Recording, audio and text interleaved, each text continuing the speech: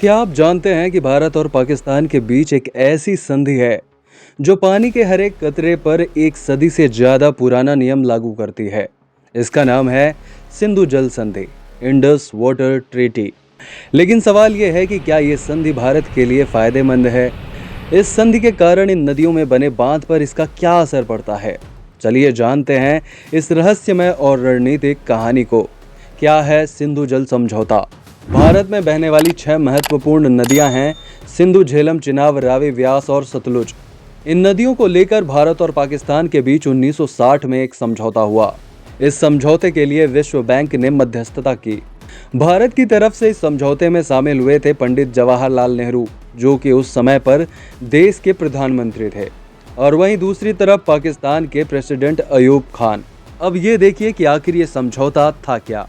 इन नदियों को 2 भागों में बांटते हैं: सिंधु, झेलम और चिनाब ये पश्चिमी नदियां हैं, रावी, व्यास और सतलुज पूर्वी नदियां।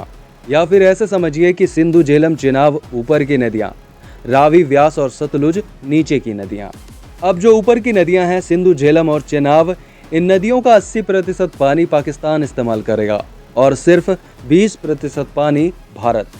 जबकि नीचे की 3 नदियां, रावी, व्यास और सतलुज का 80% पानी भारत इस्तेमाल करेगा और सिर्फ 20% पाकिस्तान। अगर सिर्फ ये डेटा देखा जाए तो हमें लगेगा कि ये समझौता बिल्कुल बराबर का है, लेकिन नहीं। ऊपर की नदियों में पानी की मात्रा बहुत ही ज्यादा होती है और नीचे वाले नदियों में कम। इसी बात का फायदा पाकिस्तान को मिलता है और भारत अपने ही हिस्से के पानी का इस्तेमाल अच्छी तरह नहीं कर पाता है। अब जैसे सिंधु, झेलम और चिनाब, इन पश्चिमी नदियों में साल भर में 80 मिलियन एकड़ फीट पानी एवरेज बहता है, तो इसका 64 मिलियन एकड़ फीट मिला पाकिस्तान को और भारत को मिला सिर्फ 16 मिलियन एकड़ फीट। उसी तरह से रावी, व्यास और सतलुज, इन पूर्वी नदियों में साल भर में लगभग 33 मिलियन एकड़ फीट पानी बहता है, तो इसका 26.4 मिलियन एकड़ फीट पानी भारत का और 6.6 मिलियन एकड़ फीट पानी पाकिस्तान का हुआ। इस पूरे समझौते के तहत सिंधु, झेलम, चिनाब, रावी, व्यास और सतलुज के कुल पानी का 62.5% मिलता है पाकिस्तान को और भारत को मिलता है सिर्फ 37.5%। और भारत इतने भी पानी का इस्तेमाल नहीं कर पाता है। हर साल भारत के हिस्से का करीब 90% पानी पाकिस्तान चला जाता है। भारत ने अपना बड़ा दिल दिखाते हुए अपनी ही धरती से निकलने वाले 3 बड़ी नदियों को पाकिस्तान को दे दिया और भारत को पश्चिमी नदियों पर सीमित उपयोग की अनुमति है, जैसे सिंचाई, हाइड्रो पावर और घरेलू उपयोग। इसके जवाब पर भारत आखिर कर क्या सकता है? या तो डैम बना सकता है या फिर कोई जल विद्युत परियोजना शुरू कर सकता है।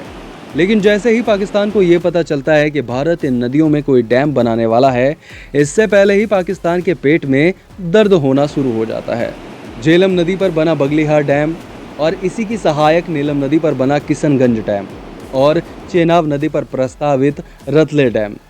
इन बांधों से भारत को जल विद्युत और आपातकालीन जल नियंत्रण में मदद मिलती है या फिर मिलेगी। लेकिन पाकिस्तान को ऐसा लगता है कि भारत इन नदियों का प्रवाह रोक सकता है, जिससे उनकी कृषि, सिंचाई और पीने के पानी पर असर पड़ेगा। एक लंबे समय से भारत में यह मांग उठ रही है कि सिंधु जल समझौता पर एक बार फिर से विचार किया जाए, ताकि भारत अपने ही हिस्से के पानी को एक अच्छे तरह से उपयोग कर पाए। वहीं कुछ विशेषज्ञ कहते हैं कि बदलते मौसम, जलवायु परिवर्तन और जनसंख्या वृद्धि को देखते हुए इस समझौते को अपग्रेड करना बहुत जरूरी है। सो कुल मिलाकर सिंधु जल संधि एक समझौता नहीं है, बल्कि ये एशिया की वाटर डिप्लोमेसी का एक जिंदा दस्तावेज है। लेकिन यह खुद में कई सवाल खड़े करती है। क्या भारत को इस संधि से बाहर चले आना चाहिए या फिर इसमें संशोधन का एक नया अध्याय लिखना चाहिए? इस पर आप क्या सोचते हैं? कमेंट में जरूर लिखें। वीडियो अगर आपको अच्छी लगी हो तो इसे लाइक, शेयर जरूर करें और ऐसी और जानकारियां पाने के लिए हमारे चैनल को सब्सक्राइब जरूर करें।